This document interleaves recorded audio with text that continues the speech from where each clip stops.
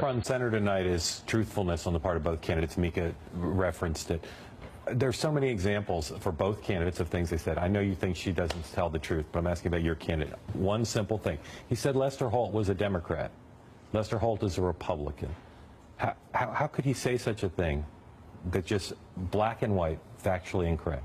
I don't know that he knew what Lester Holt's voter registration was. But he asserted, without knowing that, he asserted he was a Democrat. And I said yesterday on This Week with George Stephanopoulos that I think Lester Holt's a great selection for a moderator. But here's the thing. What we don't like is the following. What we don't like is the following. Okay? What we don't like is, and first of all, if you're going to tell me that the media are not overly populated with Democrats, that's just empirically false. I'm asking you about a very specific thing. Well, he made a factual claim about the moderator who deserves the right to be treated fairly, and it was just wrong.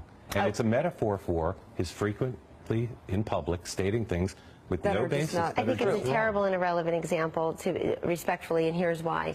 We were appalled at the treatment of NBC News' Matt Lauer after the Commander-in-Chief forum. We thought, and I said it, Mr. Trump has said it many times, Matt Lauer did not deserve the treatment and the blowback that he received. We thought he did a great job. Matt Lauer didn't set up Hillary Clinton's private server in a closet. Matt Lauer didn't vote for the war in Iraq. He was just like a filibuster. What I asked you. I'm asking you how someone who's running for president can assert on the eve of the debate that the moderator's a Democrat, which is factually incorrect. How can he do that?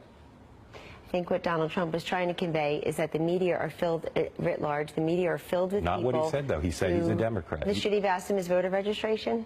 We shouldn't have asserted. He didn't say, I don't know what he is, but I think he's biased. He said he's a Democrat. The thing that concerns us is not the moderators themselves who have been selected by the commission because they will be seen as fair and even-handed. What bothers us, Mark, is the very public and very coordinated attempt to game the refs. I mean, the idea that Jem Palmieri, Robbie Mook, and others, really smart people, I respect them as colleagues across the aisle, the idea that they are out there publicly telling the media, this is what you should be doing, this is what you should be doing.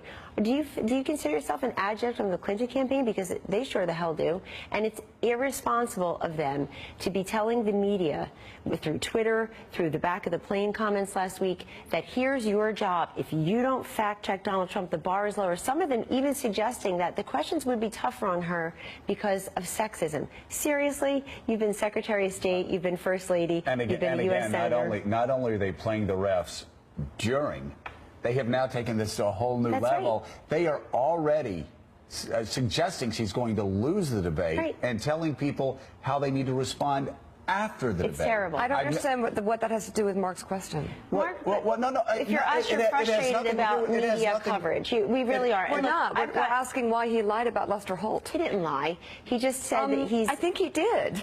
Mika, a lie would mean that he knew the man's party registration. By the way, we're very comfortable. Each campaign had a right to object to certain moderators. So as president, would he say things that are false without knowing the truth? We need to get to John Heilman, and I'm not pushing this along, but we're running out of time. You've had about 5 minutes on this, and go ahead, give me a quick answer, and then let's go to John Heilman. We can make the whole thing about this if we want to. What I would ask you all to do is start looking at the Twitter feeds of, quote, objective reporters, particularly our embeds. These are not profiles in courage, and this is not journalism.